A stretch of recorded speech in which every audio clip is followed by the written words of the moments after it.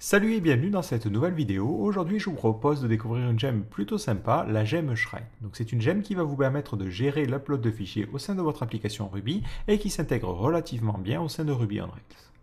Alors j'ai déjà présenté une gemme assez similaire qui était la gemme Career Wave. Donc le principe global reste le même, c'est-à-dire qu'on va avoir une classe qui va permettre de gérer l'upload de fichiers. Mais il y a deux différences principales.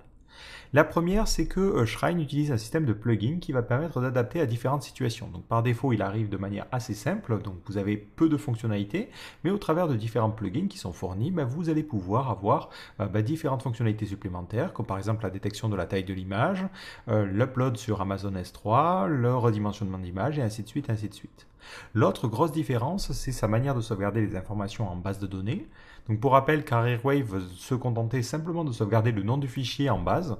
Dans le cas de Shrine, vous allez avoir une sorte de petit JSON qui va être sauvegardé en base de données, qui contiendra notamment le nom du fichier original, les dimensions, le type de fichier et différentes informations, ce qui vous permettra directement au niveau de la base de données de pouvoir récupérer plus d'informations. L'inconvénient en revanche, c'est que ça prend un petit peu plus de place. Donc ceci étant dit, je vous propose de découvrir ensemble cette gemme à travers un exemple concret. Donc je vais commencer par créer une nouvelle application Ruby on Rails qui me servira de test. Donc au niveau de mon dossier Documents, je vais créer une nouvelle application et je vais l'appeler Tuto Shrine. Ensuite, je vais me rendre dans cette application et je vais créer un système de scaffolding pour pouvoir tester notre système d'upload de fichiers. Donc je vais créer un nouveau scaffold pour un système d'articles. Je vais avoir un champ name qui sera une chaîne de caractères et un contenu qui sera simplement du texte. C'est histoire de gagner un petit peu du temps. En parallèle, je vais aussi ouvrir ce projet avec mon éditeur de texte. Donc j'utilise ici IntelliJ. Je vais ensuite lancer les migrations. Donc je fais un coup de Rails db2.migrate. Donc par défaut, je n'ai pas configuré la base de données, donc ça utilisera ici SQLite, ce qui me va très bien pour cette vidéo-là. Et ensuite, je démarre le serveur. Donc je fais un coup de Rails S et je vais éditer mes articles au niveau de mon navigateur. Donc si je me rends sur localhost 2.3000/post avec un S, j'ai le listing d'articles et je peux créer un nouvel article où je vais mettre titre de test et info contenu. Ce que j'aimerais bien faire maintenant, c'est être capable d'uploader des images en utilisant justement la gemme Shrine. Donc la première étape, ça va être de l'installer. Donc au niveau de mon gem file, je rajoute gem Shrine. Ou ce que je peux faire, c'est me rendre sur Ruby Gems. Alors moi j'aime bien utiliser ça tout simplement parce que ça va me permettre de locker la version de Shrine à utiliser. Donc, plutôt que d'avoir une version générique, je vais ici me bloquer sur la 2.8.0. Donc au niveau de mon fichier gemfile, je vais aller rajouter la gem Shrine. Ensuite, si je suis la documentation, donc c'est ici, on me dit de rajouter un initialiseur pour configurer Shrine. Donc moi je vais simplement copier le code et aller le mettre dans mon dossier configuration, initializers, et je vais créer un nouveau fichier que je vais appeler shrine.rb, à l'intérieur duquel je copie simplement le code. Pour vous l'expliquer rapidement, on require Shrine, ce qui permettra ensuite d'utiliser la gemme. Ensuite on récupère le file system. Donc il faut savoir que vous pouvez utiliser d'autres systèmes de storage. Vous en avez, si vous regardez normalement sur le GitHub, vous allez dans lib. Ensuite, vous allez dans Shrine et vous allez avoir un dossier storage. Donc, par défaut, vous avez le file system et vous avez aussi S3 si jamais vous souhaitez uploader sur du Amazon S3. Nous, on va rester simple, on va utiliser le système de fichiers directement. Donc, par défaut, ensuite, il configure deux systèmes de storage. Donc, d'abord le cache, c'est là où vont être uploadés les fichiers temporairement. On reparlera de ça un petit peu plus tard. Et ensuite, le store qui est le dossier final. Alors moi, ce que j'aime bien faire, c'est directement mettre dans le dossier uploads, pas forcément avoir un sous-dossier store. Donc là, vous pouvez entièrement configurer et adapter à vos besoins.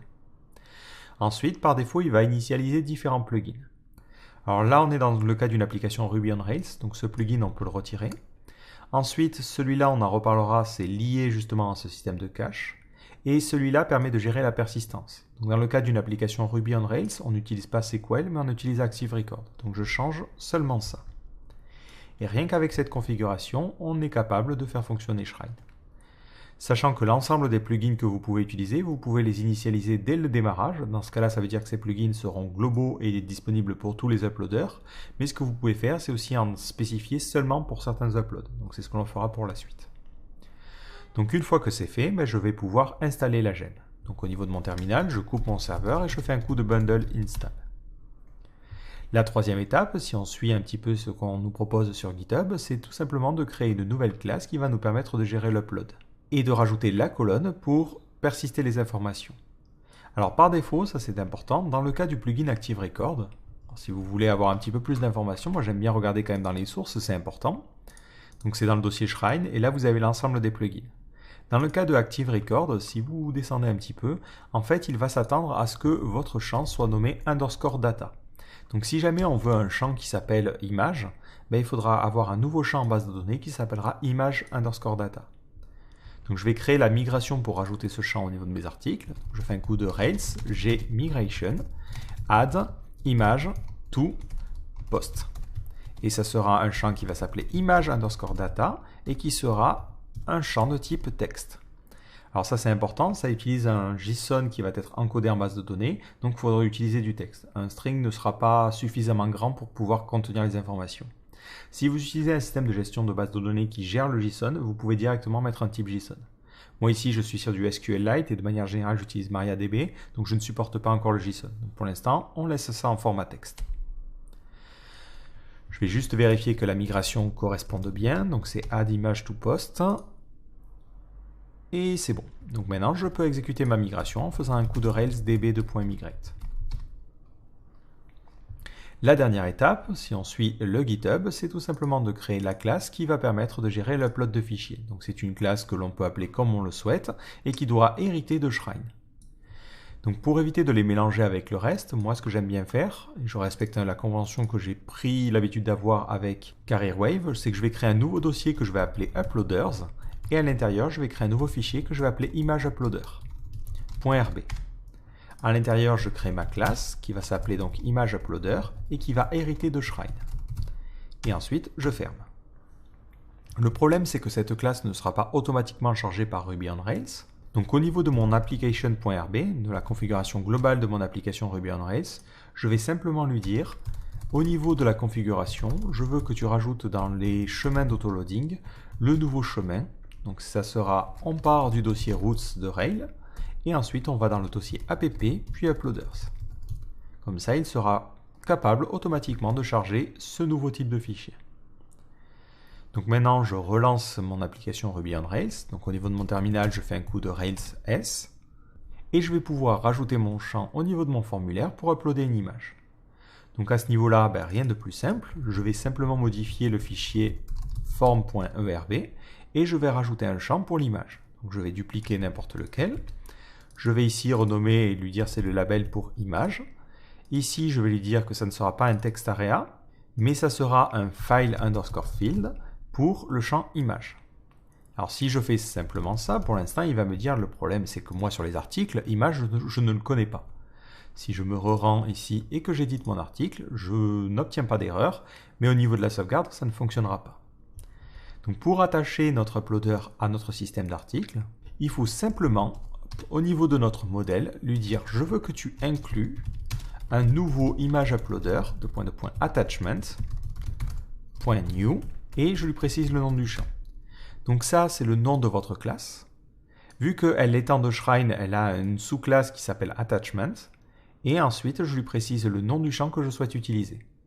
Donc moi je mets image, ce qui veut dire qu'en base de données, il s'attendra à avoir un image_data. Et c'est tout ce que j'ai à faire. Au niveau de mon post contrôleur, je vais rajouter dans les champs qui sont autorisés, le champ image. Donc dans mon post param, je lui dis je t'autorise à sauvegarder l'image. Et c'est tout ce que j'ai à faire. Dès maintenant, je vais être en mesure d'uploader un fichier au niveau de mes articles. Donc si je me rends au niveau de mon navigateur, que je clique ici sur Browse, je vais chercher une image, peu importe, je clique sur Update Post. Il me sort une petite erreur, effectivement j'ai fait une petite erreur de syntaxe ici, c'est attachment et pas attachment. Du coup je vais pouvoir resoumettre mon formulaire et ici il me dit qu'il a bien sauvegardé. Si je regarde au niveau maintenant de mon dossier public, mais qu'est-ce que je remarque? Je remarque que je vais avoir un nouveau dossier Uploads, à l'intérieur duquel j'ai un dossier cache qui va contenir mon image. Et j'ai aussi un autre fichier qui est à la racine qui contient la même image. Alors, il est important de comprendre à quel rôle joue ce dossier cache. Pour comprendre ça, on va simplement mettre des règles de validation au niveau de notre système. Donc on va lui dire pour les articles, je veux par exemple que le nom soit présent. Donc on va mettre en présence à true et je vais appliquer la même règle pour le contenu. Au niveau de mon formulaire, je vais rajouter un autre champ par rapport aux images. Donc ça, c'est un champ qui est propre à ce fameux système. Alors pour l'instant, on va le mettre en text area, mais normalement, c'est un champ que vous allez mettre en hidden. Et on va lui dire c'est un champ pour image, donc le même champ qu'au-dessus.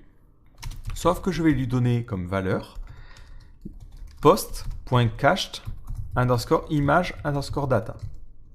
Alors vous inquiétez pas si vous ne comprenez pas trop ce que j'écris là, on va justement le justifier. Si j'édite mon article et je venais à ne pas mettre de nom, et lorsque je sélectionne une image, je me dis je upload ça. Le problème, c'est que quand l'utilisateur va soumettre les informations, il va être redirigé vers la page d'édition avec les erreurs. Mais il n'a pas forcément envie de devoir resélectionner une image. Donc ce que fait ce système de cache, c'est que même quand on fait un champ qui est erroné, il va sauvegarder l'image temporairement. Donc c'est ce que l'on retrouve avec ce nom ici. Et il va le mettre dans le dossier cache. Ce qui fait que automatiquement, l'utilisateur n'a pas besoin de réuploader le fichier. Il est gardé en mémoire dans ce dossier cache, ce qui fait que s'il corrige les informations, automatiquement, le fichier sera correctement uploadé. Donc ça, c'est quelque chose qui est automatisé. Alors attention, si vous utilisez le système de cache fichier, il faudra penser de temps en temps à vider le dossier de cache parce que les fichiers vont rester en mémoire. C'est ce que l'on voit, hein. Même quand un upload s'est correctement effectué, ce dossier cache va se remplir. Si vous avez besoin de plus d'informations, je crois qu'en bas, vous avez quelque chose, si vous cherchez holder van, voilà, il faudra exécuter cette commande de temps en temps. Donc eux, ils suppriment tous les fichiers qui sont plus vieux d'une semaine, mais par expérience, vous pouvez effacer les fichiers qui ont une journée, c'est largement suffisant pour votre système. Donc voilà pour le principe de base. Alors ensuite, si vous voulez afficher l'image, par exemple dans le listing d'articles, donc je vais aller sur post.index.html.erb, je vais créer un nouveau champ. À la limite, je vais supprimer ce champ content. Voilà, on va le mettre avant. On va l'appeler image. Automatiquement, en fait, vu que vous incluez l'uploader, vous avez une nouvelle méthode qui s'appelle image, donc le nom du champ attaché, underscore URL. Et ça vous renvoie l'URL de l'image. Si j'essaie de revenir sur mon listing, donc ici, je fais un petit coup de back, je vois bien que j'ai le chemin vers mon image. Donc là, en faisant simplement un coup de image underscore tag, et on va préciser une hauteur minimale parce que sinon ça va être un petit peu large, donc on va mettre 100, ben, automatiquement je vais me retrouver avec ma petite image. Alors juste histoire que ça soit un poil plus sympa, je vais modifier mon application.html.erb, je vais rajouter le CSS de Twitter Bootstrap, et ici je vais rajouter une classe table strict. Voilà, bon, c'est juste pour le coup. Donc là, j'ai mon image et tout fonctionne correctement. Alors, on va parler un petit peu justement des plugins que l'on peut utiliser. Donc encore une fois, n'hésitez pas à regarder sur GitHub pour voir l'ensemble des plugins qui sont disponibles. Je vous ai fait une petite sélection pour vous montrer les plus importants. Alors la première chose que je vais faire, c'est que je vais supprimer le dossier cache. Le problème, c'est qu'à chaque fois qu'un fichier est uploadé, il est conservé dans ce dossier cache, ce qui n'est pas forcément pratique dans le cas d'un succès. On a envie de lui dire, bon ben, si l'upload se fait correctement, déplace le fichier. Donc dans ce cas-là, on peut utiliser un plugin qui est le plugin Moving. Donc comme je vous l'ai dit, vous pouvez le mettre directement au niveau de Shrine, donc l'installer globalement, ou le faire seulement pour un uploader en particulier. Moi, je vais plutôt le faire pour un uploader en particulier. Donc pour activer un plugin, vous mettez plugin suivi du plugin à activer. Donc ça peut être soit un symbole, soit tout simplement le nom d'une classe globale. Si maintenant j'essaie de réuploader un fichier, c'est-à-dire que j'édite cet article, je vais choisir Lucas Bravo ici, je clique sur Update Post, automatiquement ça fonctionne correctement et je vois que mon dossier cache est resté vide. Donc plutôt que de copier le fichier, il le déplace. Donc ça permet aussi de gagner un petit peu du temps, surtout si le fichier est un petit peu lourd.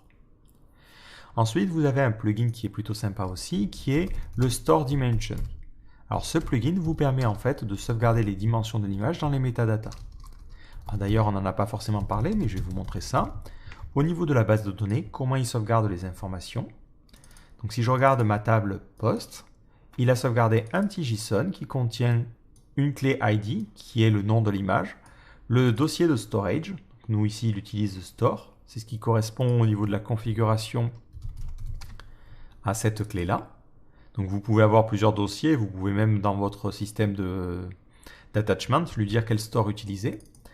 Et hop, si je continue à aller à droite, vous avez les métadatas. Donc dans les métadatas, on a notamment le nom du fichier, la taille du fichier et le meme type qui est utilisé.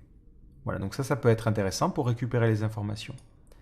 D'ailleurs, si vous voulez récupérer les informations directement, on va le faire dans le index, vous pouvez accéder à Images. Si vous accédez à Images, ça vous donne quelque chose de type Uploader. Je vais vous montrer ça. Post.image, voilà. Si je réactualise la page, ça me donne quelque chose de type Image Uploader, Uploaded File. En fait, pour comprendre un petit peu mieux, hein, j'aime bien moi toujours regarder un petit peu dans le code source. Si vous regardez Shrine, par défaut, en fait, c'est une classe assez simple qui ne fait pas grand-chose, tout simplement tourplier, mais qui définit plein d'autres sous-classes.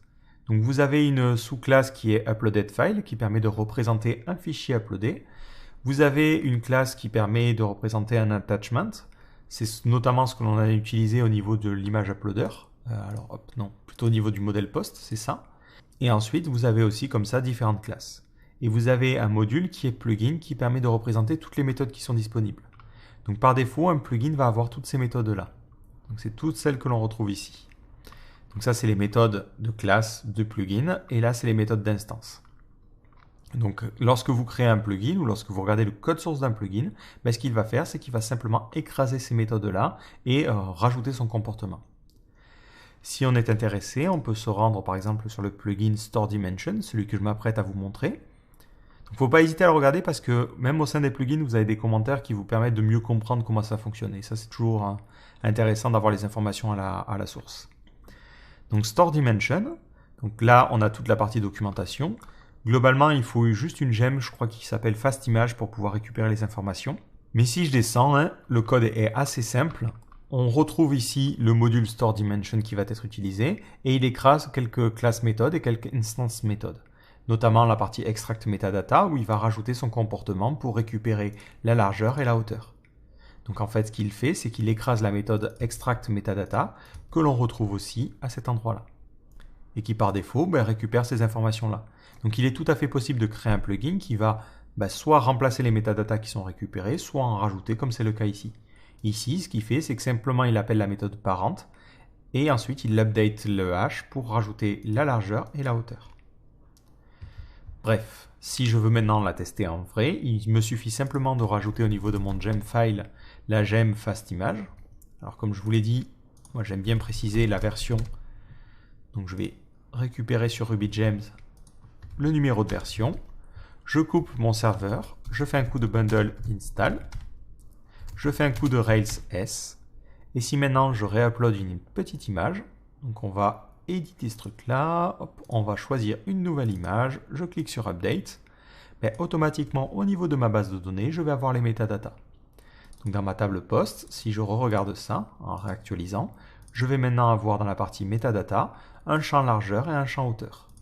Ce que je peux faire aussi, c'est n'importe où récupérer les informations en récupérant l'uploader et en lui disant je veux les métadatas. Si je réactualise la page, ça va me donner le file name, la taille et la largeur et la hauteur. Donc, si je veux la largeur, je fais width comme ceci. Bon, ça peut être utile dans certains cas. Bon, voilà, c'est quand même important de savoir que c'est là. Ensuite, vous avez un autre plugin qui est pas mal, qui est le Validation Helper. Alors, comme son nom l'indique, il vous permet de rajouter tout un tas de helpers qui vont vous permettre de valider les données. Donc, si vous voulez utiliser ce helper-là, il faut ensuite utiliser la méthode attacher.validate et lui passer un bloc contenant les règles de validation.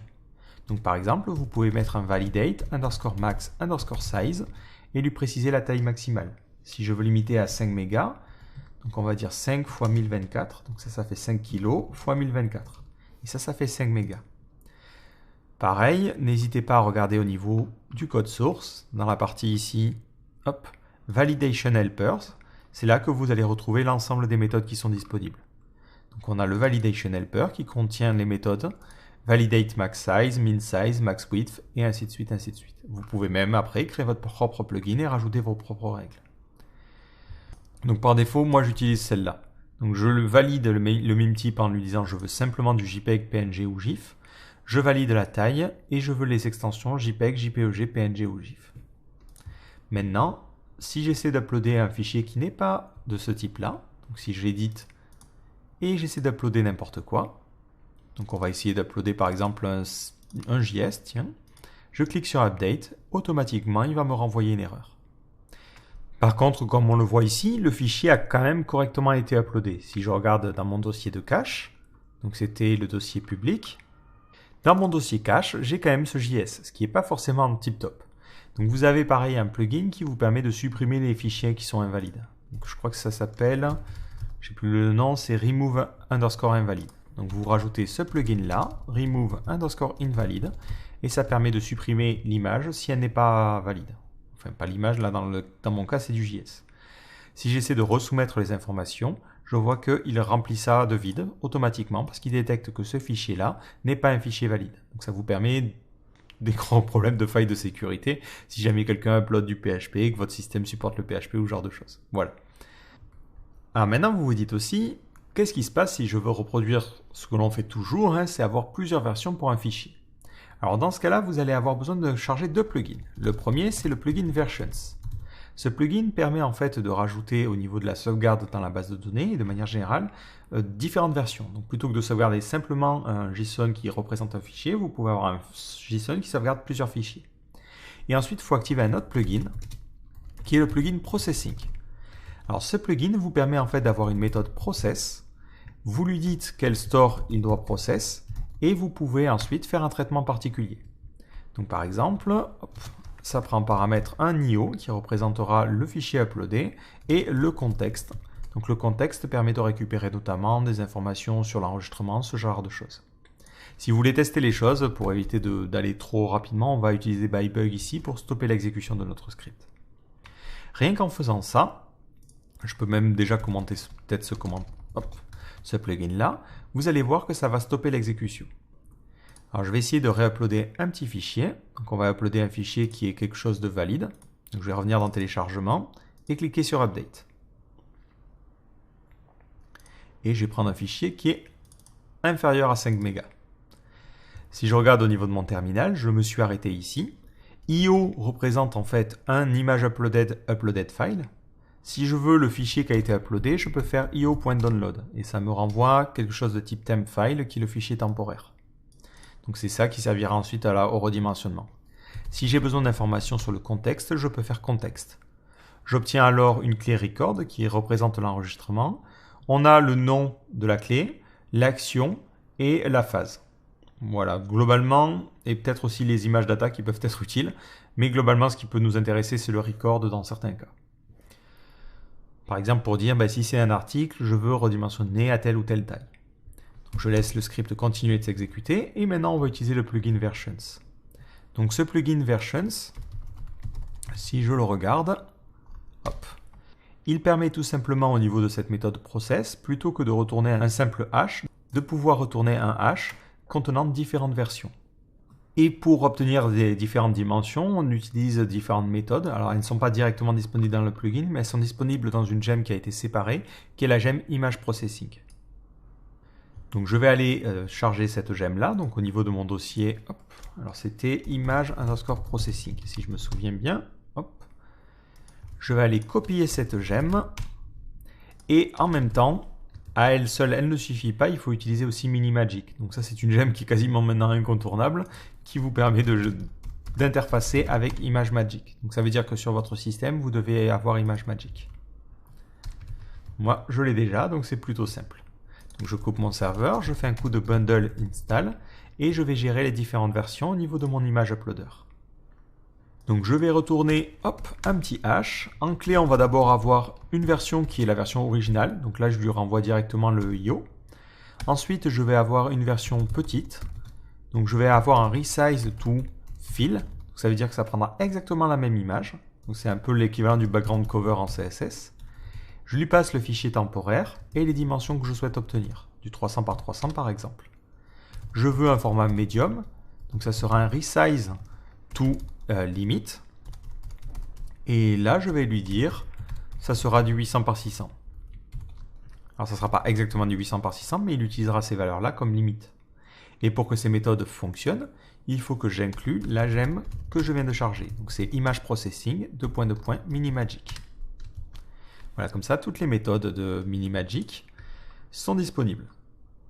Donc n'hésitez pas à regarder à l'intérieur, hein, vous avez le alors convert, le auto-orient. Alors n'utilisez pas les versions avec les points d'exclamation, vu que les versions avec les points d'exclamation modifient l'image qui est passée en paramètres. Utilisez plutôt les versions qui ne font pas de mutation, c'est-à-dire les versions sans point d'exclamation. Mais voilà, vous en avez quelques-unes, en général ça couvre la plupart des cas. Donc maintenant que ça a été créé, lorsque je vais uploader un fichier, automatiquement il va générer les différentes versions. Si je fais un petit essai, je reviens ici sur ma page, je relance le serveur de développement, sinon on ne va pas aller loin. Le petit dragon il n'est pas content. Je choisis une nouvelle image qui fait moins de 5 mégas. Je clique sur Update Post. Alors ça va prendre un petit peu plus de temps parce que forcément il doit générer les différents formats. Mais si je regarde au niveau de mon dossier public, je vois que dans mon dossier Plots, j'ai 3 images. Une première qui est l'image en 300 par 300, une seconde qui est l'image limitée en 800 par 600, donc on voit qu'il a limité la largeur et du coup la hauteur a été adaptée. Et ensuite j'ai l'image originale qui elle est méga super lourde. Ce que vous pouvez faire, c'est choisir de ne pas garder l'image originale. Moi je le fais toujours parce que ça peut être utile de pouvoir revenir en arrière un jour. Mais si vous ne sauvegardez pas l'image originale, vous pouvez charger un plugin qui s'appelle Delete Raw, qui permet en fait de supprimer le fichier original. Voilà, ceci étant dit, vu que moi je le garde, ici ça fonctionne très très bien.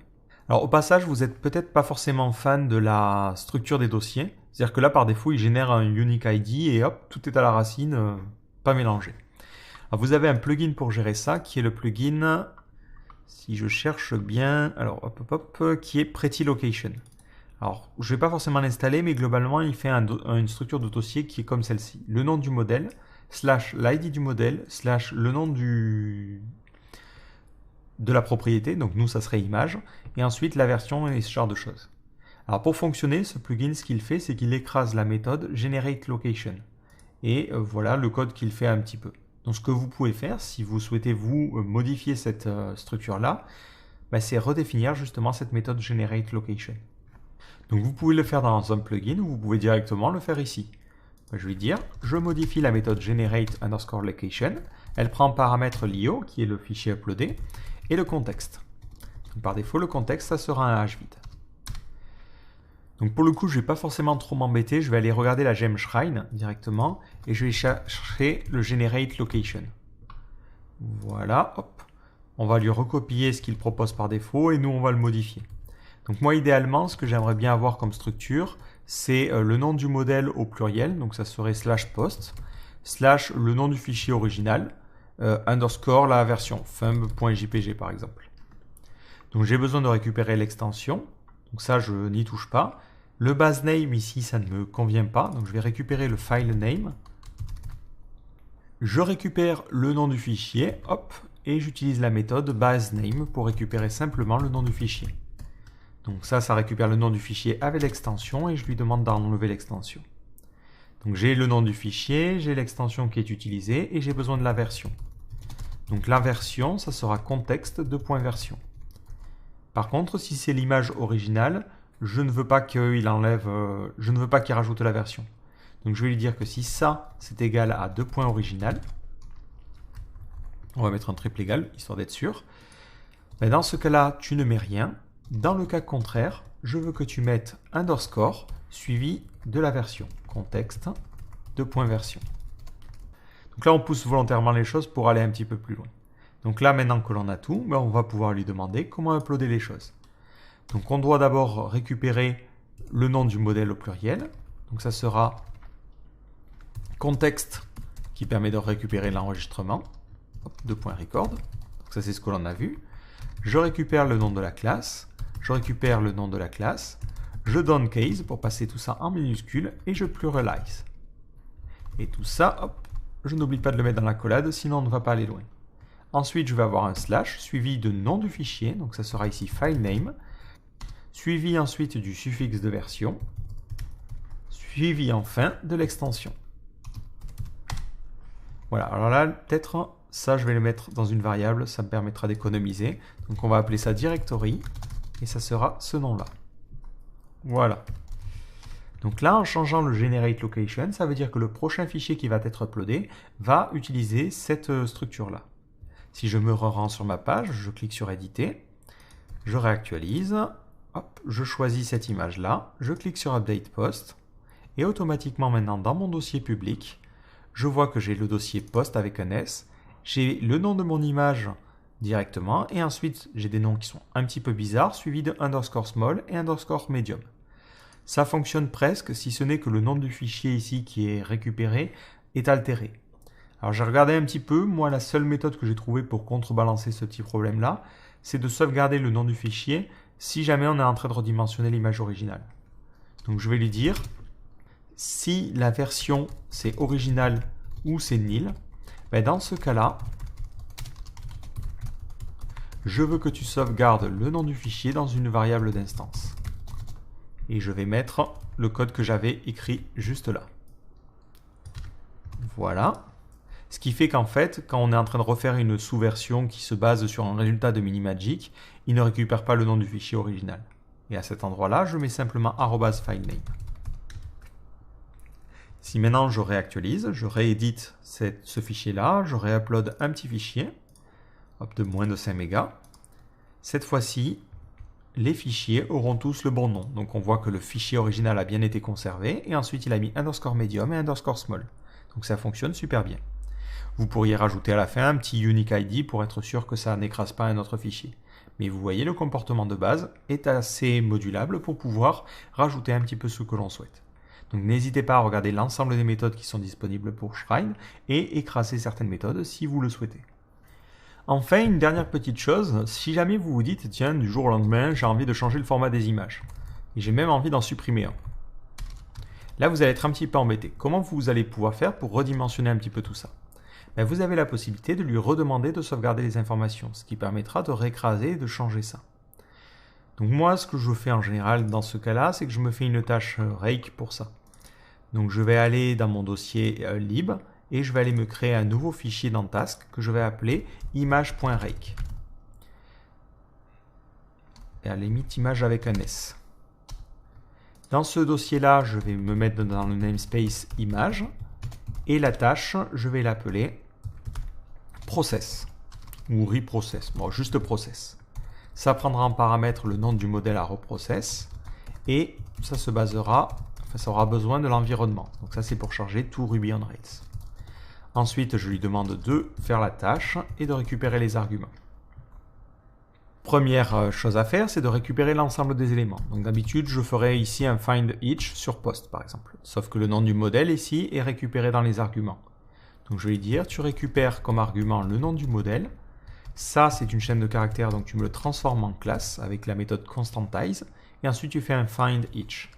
Pour chacun, tu vas retrouver un item, donc un article. Et ensuite, il suffit simplement que tu mettes à jour le champ image en te basant sur item.image. Alors, item.image, avant, si je reviens au niveau de mon index.html.erb et que j'essaie de réactualiser la page d'ailleurs, je vais voir que je vais obtenir une erreur. Il va me dire que image URL, il ne le connaît pas.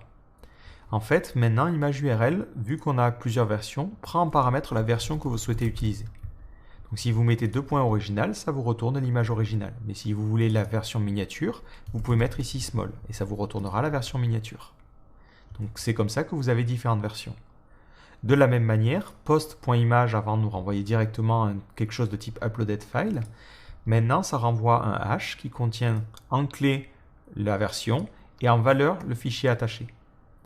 Donc si jamais je veux régénérer justement les différents formats d'images, il faut que je lui passe en paramètre le fichier original. Donc il va utiliser ce fichier-là pour réuploader en fait l'image et du coup régénérer les différentes versions.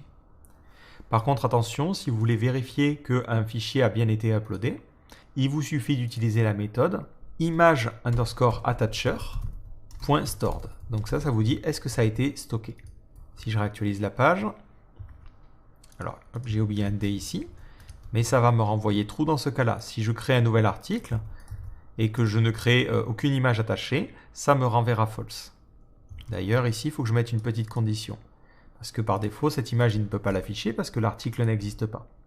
Donc on va mettre un petit if post.image.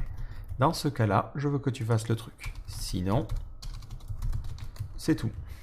Voilà, hop. Donc par défaut ici ça renvoie true, mais dans ce cas-là ça renvoie false. Donc Donc dans le cas où vous avez décidé de faire un système qui reprocesse les informations, il faut vérifier que l'image existe bien et a bien été stockée. Donc vous faites un if item.image_attacher.stored. Voilà. Alors là, je vais remettre l'image en format maximum et ensuite on va essayer de lancer cette tâche-là pour voir si le redimensionnement s'effectue correctement. Donc je vais enlever cette petite condition et il me semble que j'ai supprimé un TD ici. Voilà. Donc là, j'ai l'image en 300 par 300. Au niveau de mon terminal, je vais ouvrir une nouvelle fenêtre et je vais lancer la commande Rails image::process et je vais utiliser le modèle post. Je mets des anti-slash ici parce que je suis sur fiche et il me semble que ça crée pas mal de soucis. Et j'ai oublié un petit S. Voilà. Il ne m'a rien renvoyé en console et si maintenant je réactualise la page, j'ai bien l'image en 100 par 100. Et si je regarde au niveau de ma structure de dossier, donc dans mon dossier public, j'ai bien l'image qui a été supprimée. Donc j'ai seulement le format normal et le format small qui a été conservé. Donc voilà pour cette petite présentation de Shrine. Alors par rapport à CareerWave et de manière générale, qu'est-ce que j'en pense? C'est une gemme qui est intéressante parce que même si elle sauvegarde un petit peu plus d'informations en base de données, elle vous donne un petit peu plus de contrôle. Vous l'avez vu notamment quand on a changé les types de versions à utiliser, ça serait quelque chose qui serait assez problématique de gérer avec CareerWave parce qu'il ne stocke à aucun moment les versions qui sont utilisées. Il utilise toujours la classe pour faire ça. Donc si dans votre classe vous changez du jour au lendemain les différentes versions qui sont disponibles, ben lui il va s'y perdre complètement. Donc avec Shrine, vu que tout est sauvegardé en base de données, c'est beaucoup plus simple. Si demain vous décidez de changer la structure des dossiers, ce n'est pas gênant parce que lui, pour les anciens fichiers qui auraient été déjà uploadés, il a les chemins des dossiers directement au niveau de la base de données. Donc là on voit qu'il a notamment le chemin post avec un S / le nom du dossier. Donc c'est mieux en termes d'organisation. Après effectivement ça vient avec un petit coût. À chaque fois dans la base de données je vais avoir tout ça. Mais au final, par rapport aux bénéfices que ça apporte, c'est vrai que c'est intéressant. Ensuite, ce qui est intéressant aussi, c'est son système de plugins qui va nous permettre de rajouter des fonctionnalités et de modifier les fonctionnalités suivant les types d'uploaders. Si dans un uploader, on a besoin de plusieurs versions, ben on peut le faire. Si dans un autre uploader, on n'en veut pas, on peut l'enlever. Si on veut gérer la validation directement au niveau de l'uploader, on peut le faire. Mais on peut aussi gérer la validation au niveau du modèle. C'est à vous de voir. Donc vous avez beaucoup plus de contrôle sur ça. En plus de ça, vous avez la possibilité avec le plugin Processing notamment, de pouvoir ajouter des comportements supplémentaires. Un autre petit exemple que je vais vous donner, c'est pour un projet assez récent. Hop, si je vous colle directement le code, ce que je fais, c'est lorsqu'on a un upload, je récupère la couleur du pixel supérieur gauche et ensuite je la sauvegarde dans un champ couleur au niveau de la base de données. Donc c'est très très simple de rajouter des comportements supplémentaires. Donc vous pouvez le faire un petit peu à l'arrache comme je l'ai fait ici, ou carrément vous créer des plugins pour éviter de vous répéter. Si vous souhaitez utiliser des plugins particuliers qui sont disponibles au niveau de votre application, vous pouvez directement mettre le nom de votre plugin ici. Vous n'êtes pas obligé de mettre simplement un symbole. Donc c'est très très intéressant à ce niveau-là. Après, n'hésitez pas à faire un tour sur la liste des plugins, il en existe d'autres qui sont intéressants. Il y a notamment Background qui vous permettent de faire en fait toute la partie redimensionnement en tâche de fond, ce qui peut être intéressant. Vous avez aussi la gemme parallèle qui vous permet de faire plusieurs redimensionnements à la fois, donc ça aussi c'est intéressant. Et après, n'oubliez pas, surtout pour le dossier cache, de le vider de temps en temps parce que sinon il va se remplir de manière conséquente. Sachant que si vous utilisez Amazon S3, le plugin Moving ne sert plus à rien parce que vous n'allez pas vraiment déplacer le fichier, vous allez faire une copie de votre cache vers le dossier Amazon S3 et vous avez aussi la possibilité de gérer l'effacement automatique.